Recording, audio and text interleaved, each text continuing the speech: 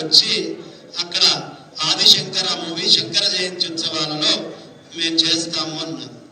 అది తప్ప ఏనాడు సినిమా అనేటటువంటిది మన క్షేత్రంలో కానీ మన ప్రదేశంలో కానీ ఎప్పుడూ రావడం కుదరలేదు, జరగలేదు. ఇప్పుడు చతురామ్నాయ పీఠాలు ఈ ప్రదేశానికి రావడం జరిగింది, మన సంస్థకి అనేక మంది ప్రముఖులు ఇక్కడికి రావడం జరిగింది. పండితులు, మహాత్ములు, మహానుభావులు, అనేక మంది మహాపండితులు మనకి ఈ వేదిక మీదకి రావడం జరిగింది, యతీశ్వరు. కానీ మొట్టమొదటిసారి ఇలా వేదిక మీద ఒక సినిమా రంగము, సినిమా వాళ్ళందరం, ఆ రోజు కూడా భారవి గారు నిల్చున్నారు, చెప్పారు, కిందకి దిగిపోయారు. కానీ ఇవాళ వేదిక మీద ఇంతమంది ఈ సినిమా రంగం ఎందుకు కూర్చొని ఉన్నారు? చాలా మందికి ఆశ్చర్యం. మా దగ్గరికి నిత్యం వచ్చేటువంటి భక్తజనం అందరికీ, ఇప్పుడు మీడియాల్లో ఆన్లైన్ లో చూసే వాళ్ళకి కూడా ఇదేమిట్రా అంత పెద్ద పీట వేశారు సినిమాకి అని అనుకోవచ్చు. ముందు ఆ సంశయం తీర్చిన తర్వాత నేను మిగతా విషయాలు చెప్తాను. మనము గోశాలను నిర్వహిస్తున్నాం. ఇప్పటిదాకా నేను చాలా సినిమాలు చూశాను, అనేకమైనటువంటి సినిమాల గురించి విన్నాను, రకరకాలైనటువంటి వాటి గురించినటువంటి ప్రస్తావనలు జరిగింది. ఏదైనా ఒక సినిమాలో హీరో ఆరంభంలో గో సంరక్షణతో మొదలుపెట్టి చివరి దాకా గో సంరక్షణ ప్రధానము అని మొదటి నుంచి చివరి దాకా గో సంరక్షణ చేసింది ఏదైనా ఉంటే అది శంబాల. గట్టిగా, చాలా గట్టిగా కరతాళంతో. మరి నిజంగా ఈ ఆలోచన వచ్చినటువంటి ఆ డైరెక్టర్ గారిని కానీ, ఆ కథా రచయిత యుగంధర్ గారు అయితేనేంటి, డైరెక్టర్ గారు, కథా రచయిత వారైతేనేంటి, లేదు ఇందులో నటించినటువంటి మనందరికీ సుపరిచితులైనటువంటి సాయి కుమార్ గారి అబ్బాయి ఆది. కొన్ని రోజులు పోతే ఆది వాళ్ళ నాన్నగారండి సాయి కుమార్ గారు అని చెప్పే రోజులు వస్తాయి. ఇప్పటికే కొంత చాలా మటుకు నడుస్తుంది. కానీ ఆయన పేరు చెప్పుకున్న దానికంటే వాళ్ళ అబ్బాయి పేరు చెప్పినప్పుడే తండ్రికి ఎప్పుడు పుత్రోత్సాహం.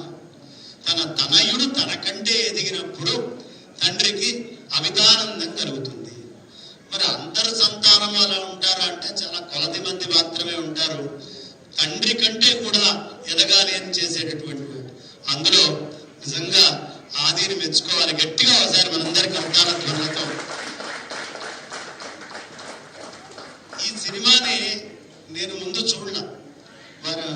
దీని ఓపెనింగ్ రోజు నేను అద్భుతంగా ఒక బ్రాహ్మణ వేదిక జరుగుతూ ఉంటే నన్ను కూడా ఆహ్వానం చేశారు. జొన్నవిత్తుల వారు అట్లా ప్రముఖులు అందరూ కూడా అక్కడికి రావడం జరిగింది. ఆ జరిగిన రోజు ఇవాళే అండి ఈ శంబాల అనేటటువంటి సినిమాకి సంబంధించినటువంటి ప్రీవ్యూ రిలీజ్ అయింది. నాకు తెలియకుండానే నేను ప్రీవ్యూలో ఉన్నాను. మొదటి సక్సెస్ మీట్ గోశాలలోదేనేమో, అంతేనా? సినిమా రిలీజ్ కాగానే అత్యున్నతమైనటువంటి లాభాన్ని ఎప్పుడైనా గోవును నమ్ముకున్న వాళ్ళు, గోవుని కాపాడేవాళ్ళు నష్టపోయే అవకాశం లేదు. అది నిజంగా చేసినా లేకపోతే సినిమాలో చేసినా. గట్టిగా ఒకటే గుర్తు, అది సినిమాలో కానివ్వండి ప్రత్యక్షంగా కానివ్వండి, గోవును నమ్ముకున్న వాళ్ళు ఎప్పుడూ నష్టపోరు అనే మాట ఇంకొకసారి మళ్ళీ శంబాల ఆది రుజువు చేశారు. గోవు ఒక్కటేనా అని నేను ఆలోచించాను. గోవే కాదు, అనేక విషయాలు లోపల ఉండేటటువంటి అమ్మవారి యొక్క మహత్త ఎలా ఉంటుంది. దైవం మానుష రూపేణ అంటారు. ఆ మనుష్య రూపంలో ఆ తల్లి మన మధ్యలో ఎక్కడుందో చెప్పలేని పరిస్థితి అని మన సనాతన గ్రంథాలు చెప్తాయి. కాబట్టి అలాంటి అంశాలు చివరికి నాకు ఇచ్చినటువంటి ఉపోద్ఘాతం అన్నిటికంటే చాలా అద్భుతంగా నచ్చిందండి. ఇవాళ రేపు మీ అందరికీ బాగా పరిచయం ఏమిటంటే టీవీ ఛానల్లో నాస్తికులతోటి అత్యధికంగా వాదన చేసేవాడిని నేనే. అది టీవీ లైన్ కావచ్చు, మహా టీవీ కావచ్చు, ఎక్కడైనా నాస్తికులతో వాదన అంటే ముందు బంగారయ్య శర్మ గారిని పిలవండి అంటారు. ఒక్క 2-3 షోలు అయ్యాక ఇప్పటిదాకా ఏ నాస్తికుడు నాతో 4వ షో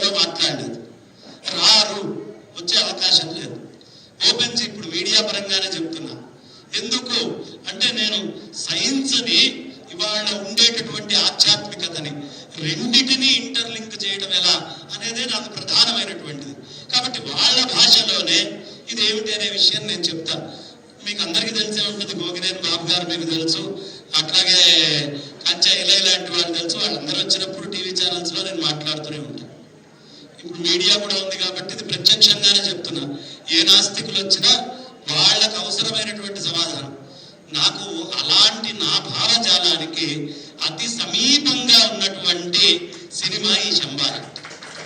చాలా సమీపంగా ఉంది. నేను అందరికీ చెప్తాను, తప్పకుండా చూడండి. ఈ సినిమాలో సందేశం ఏమిటంటే, నువ్వు ఆస్తికుడివిగా నాస్తికుడివిగా ఎవరైనాగా ఆవును మాత్రం సంరక్షించయ్యా అనే విషయాన్ని.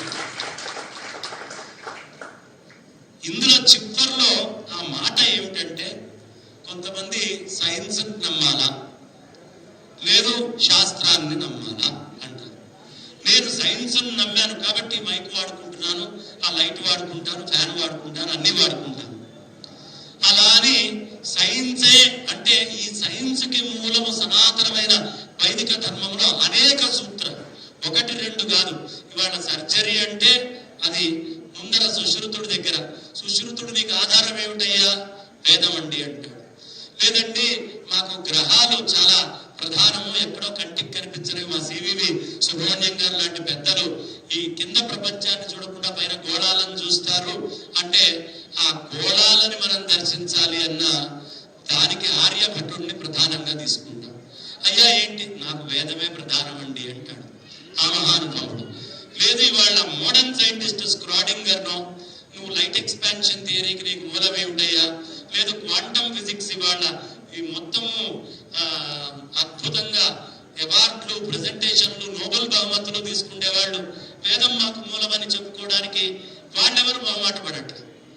వాళ్ళు కూడా మాకు ఈ ఆధారం వేదమే అని వాళ్ళు నిస్సంకోచంగా చెప్తున్నారు. ఆ ఆర్టికల్స్ నా దగ్గర ఉన్నాయి. కాబట్టి నేను సైన్స్ని వాడుకుంటాను, శాస్త్రాన్ని నమ్ముకుంటాను. కానీ శాస్త్రం మాకు అక్కర్లేదు, సైన్సే కావాలి అనే అజ్ఞానమైన మూఢ నమ్మకాలు అనేటటువంటివి కలిగినటువంటి హేతువాదులకి చంపపెట్టు లాంటి సమాధానం ఈ సినిమా. కావాలంటే పెద్ద క్యాప్షన్ చేసుకోండి, సంకోచంగా చెప్తున్నాను. దానికోసమైనా మన వాళ్ళందరూ చూడాలి. ఏం చెప్పారు అంటే, సైన్స్ లో శాస్త్రం ఉంది, శాస్త్రములో సైన్స్ ఉంది. ఈ మాట చెప్పాలంటే ఎంత ధైర్యం ఉండాలి. ఈ సినిమాలో చెప్పిన మాట అదే. సైన్స్ లో శాస్త్రం ఉంది, శాస్త్రములో సైన్స్ ఉంది. ఇప్పుడు ఎవడో కోపంగా ఉన్నాడు అనుకోండి, వాడికి కోపం ఎందుకు వచ్చింది? ఇందాటి దాకా నవ్వుతూ ఉన్నాడు కదా, ఆ సైంటిఫిక్ రీజన్ చెప్పండి. అయ్యా సైంటిఫిక్ గా మీరు మొత్తం నాకు ఎవాల్యుయేట్ చేయండి, మీలో వచ్చే ఇమోషన్స్ ఇప్పుడు ఎందుకు వస్తున్నాయి అని ఎవడు అడగడు. ఇమోషన్స్ ఎంజాయ్ చేస్తాడు. సైన్స్ లేని చోట, సైన్స్ కి సంబంధం లేని దగ్గర కూడా ఇమోషన్స్ అనేవి మనకి ఎలా పనిచేస్తాయో అలా రకరకాలైనటువంటి ఇమోషన్స్ శాస్త్రం చెప్తుంది. నీ మనస్సు ఏమిటి, నీ బుద్ధి ఏమిటి, నీ చిత్తం ఏమిటి, ఈ అరిషడ్ వర్గాలు ఏమిటి, ఇలాంటివన్నీ ఏది చెప్తుందండి? శాస్త్రం చెప్తుంది. సైన్స్ ఎక్కడ చెప్తుంది? నాయన నీ తల్లిని నువ్వు గౌరవించాలి. చెప్పండి సైంటిఫికల్ గా ఎందుకు గౌరవించాలి? ఎందుకు పాదాలు చూడంగానే నమస్కారం చేయాలి తల్లిదండ్రులకి? నాకు సైంటిఫిక్ కావాలి? ఎక్కడా ఉండదు. అది లోపల నుంచి ఉప్పొంగేటటువంటి సైన్స్ కి అతీతమైన భావాలతో నిండి ఉంటుంది. ఈ అరిషడ్ వర్గాలు కూడా అంతే. కామ, క్రోధ, లోభ, మోహ, మద, మాత్సర్యాలు. మరి ఇవన్నీ కూడా చూపించాలి. అటు సైన్స్ ని చూపించాలి, సైన్స్ కి అతీతమైనటువంటి వాటిని చూపించాలి. ఈ రెండిటిని చూపించడంలో యుగంధర్ గారు ఈ రెండిటిని చక్కగా జనానికి అందించేట్టుగా, పూర్ణిమ అంటే పూర్ణిమే, ప్రతి నెల రావాల్సిందే. అమావాస్య అంటే అమావాస్య. ఆ పంచాంగంలో ఈ తిథులని గట్టి పూర్ణిమ ఎప్పుడు వస్తుంది 100 సంవత్సరాల తర్వాత కూడా వాళ్ళు చెప్పేస్తారు. ఒక మన జాతకమే కాదు, అన్ని చెప్తారు. నమ్మకాలలో చాలా విశేషమైన ఉంటాయండి. ఆ నమ్మకాలన్నీ కూడా ఎంతో నిశితంగా చూపించారు. నేను మీకు ఎలా చెప్పాలయ్యా అంటే, ఆ మధ్య నేను ఫోన్ చేస్తుంటే మా అమ్మ సినిమా పెట్టింది. అందులో చిన్న కామెడీ బిట్టు కనిపించకుండా వినిపించ నా మానాన్ని నేను మాడిపోయిన మసాలా దోశ తింటూ ఉంటే కనిపించకుండా అర్థమయ్యి కాకుండా మాట్లాడతారు అనే పదం అక్కడ వినిపించింది నారాయణ గారిది. అలా చెప్పాలి మీకు, ఎందుకు మీరు సినిమా చూడాలి వెళ్ళి. మొత్తం కథ చెబితే ఇక్కడ అన్యాయం చేసినట్టు, కానీ నాకు చాలా చెప్పాలని అంత గొప్పగా కథ ఉంది. అలా అని చెప్పకుండా ఉంటే ఈ వేదికే ఉపయోగం లేదు. కాబట్టి మీకు అర్థమయ్యి కాకుండా ఎందుకు చెప్తున్నాను అంటే, తప్పకుండా సినిమా చూడండి. ఆ గో సంరక్షణతోటి ఆరంభం అవుతుంది. ఆ ఉల్కల దగ్గర నుంచి అవి భూమి మీదకి రావడం ఏమిటి? పార్వతీ పరమేశ్వరులు ఉన్నారు, అసురులు ఉన్నారు. ఎప్పుడూ ఇక్కడ అసురీ శక్తి ఉంటుంది, దైవీ శక్తి ఉంటుంది. వాటి మధ్య పోరాటం నడుస్తూనే ఉంటుంది. అదంతా కూడా చిత్రం చేయాలి. ఇందులో మొత్తం నవరసాలు ఉంటాయండి. మీకు ఏ రసం కావాలంటే ఆ రసం, చక్కగా భయపెట్టాలంటే భయపెట్టే ఘట్టాలు అనేకం ఉంటాయి. అది రాత్రి వారు అద్భుతమైన కవిత్వం రాశారు సాయి కుమార్ గారు. అదేమిటి అంటే, ఎప్పుడో ఒకసారి ఫ్లైట్ ఎక్కారు. వారు ఎక్కినప్పుడు వాళ్ళ అమ్మగారంటే చాలా ఇష్టం ఆయనకి. ఆయన మాటల్లో అది చెప్పాలి అని కోరుకుంటున్నాను 2 నిమిషాలు అయిపోయాక. కానీ మర్మగర్భంగా నేను అక్షరం తిరిగి ప్రొడ్యూస్ చేయలేను కాబట్టి, అక్షరంలో అందం ఉంటుంది కాబట్టి అది చెప్తారు. వాళ్ళ అమ్మగారికి ఏదైనా ఇవ్వాలి బహుమతి అని ఆయన మనస్సులో వచ్చి వాళ్ళ అమ్మగారికి కవిత్వాలంటే ఇష్టం. ఈయన ఫ్లైట్ ఎక్కారు. ఫ్లైట్ కొంచెం టేక్ ఆఫ్ అయ్యి ఒక ఆల్టిట్యూడ్ లోకి వెళ్ళిపోతే రాత్రిపూట లైట్లన్నీ ఆఫ్ చేస్తారు. ఈ మధ్య కొంచెం ఏదో ఒక స్ట్రిప్ లైట్ అయినా ఉంచుతున్నారు, కానీ పూర్వము విమానాల్లో మాక్సిమం ఆ లైట్లెస్నెస్ అనేది ఉంచారు. ఆయన కూర్చున్నారట. కూర్చుంటే చీకటి అనేది మొత్తం అట్లా వ్యాప్తి చెంది ఉంది. సన్న వెలుగు అక్కడక్కడ ఆ కిటికీలోంచి ఎప్పుడైనా అలా కింద వెలుగు కనిపించవచ్చు. ఆ వెలుగు ఎప్పుడూ కనిపించదు. అట్లా వెళ్తూ ఉంటే ప్రదేశాన్ని బట్టి, పట్టణాన్ని వచ్చిన దాన్ని బట్టి వెలుగు కనిపిస్తూ ఉంటుంది. ఫ్లైట్ లో కూడా ఎక్కడైనా చిన్న లైటింగ్ ఉంటుంది. ఆయనకు ఆలోచన వచ్చింది. చీకటి మీద ఒక అద్భుతమైన కవిత్వం రాసి, ఆ చీకటిని మళ్ళీ ఇది కూడా చెప్పినట్టు చెప్పాలి, కనిపించినట్టుగా చెప్పాలి. దేంతోటి పోల్చారు? ఆ ఆఖరి సస్పెన్స్ లోనే అందమంతా ఉంది. దాన్ని తీసుకెళ్లి వాళ్ళ అమ్మగారికి ఇస్తే ఆవిడ నిజంగా అశ్రుపర్యంతం, ఆనందాశ్రువులు చక్కగా అలా బయటకు వచ్చినాయి. ఆ బాష్పాలు, అలాంటి ఆనంద బాష్పాలతోటి వాళ్ళ తల్లికి ఆనందాన్ని కలిగించారు. ఆ చీకటి ఏదైతే ఉందో అలాంటి అనేక అనుభూతులు ఈ సినిమాలో మనకు కనిపిస్తుంది.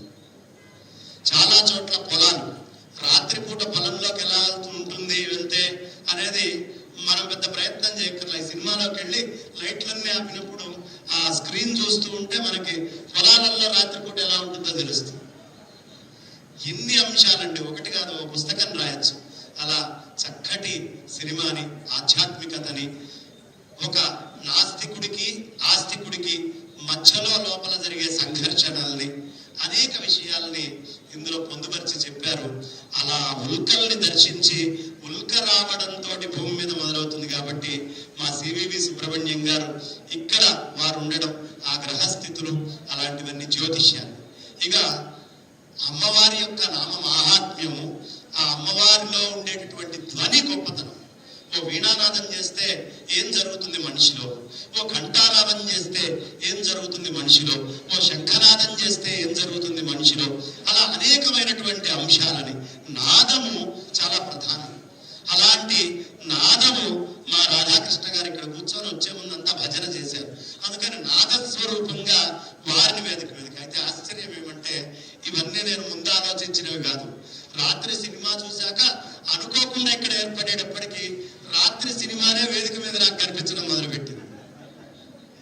అయితే దీనికి ఇంకా ప్రధానం, ఇలాంటి భావాలు మా ఆది లాంటి వాళ్ళు ఎప్పుడో ఒక సినిమాలో చూపిస్తారు, కానీ నిత్య నిరంతరం రోజు చూపించేటటువంటి వారు మన ఇంద్రనీలైతేనేంటి,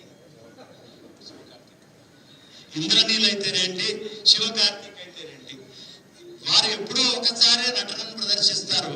సంవత్సరానికి 2, 3, మొత్తం 6 గంటలు, 365 రోజులు ఆ కథతోటి ఏ సంబంధం లేకపోయినా, కథలో ఉండే ప్రతి విషయాన్ని వారికి సంబంధం లేకపోయినా ముందర కూర్చుండేటటువంటి వాళ్ళకి సంబంధం ఉండేట్టుగా నటిస్తారు వాళ్ళిద్దరు. గట్టిగా ఒకసారి కర్తారత్వంతో కథని కంటికి కట్టినట్టు. అలాగే ఆ చివరిలో వారు కూడా భజనలో చాలా విశేషం. గుప్తా గారు కూడా అద్భుతంగా భజన చేస్తూ ఉంటారు.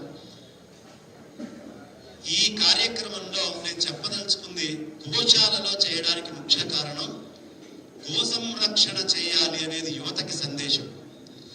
నాకు అన్నిటికంటే బాగా మనస్సుని కదిలించినటువంటి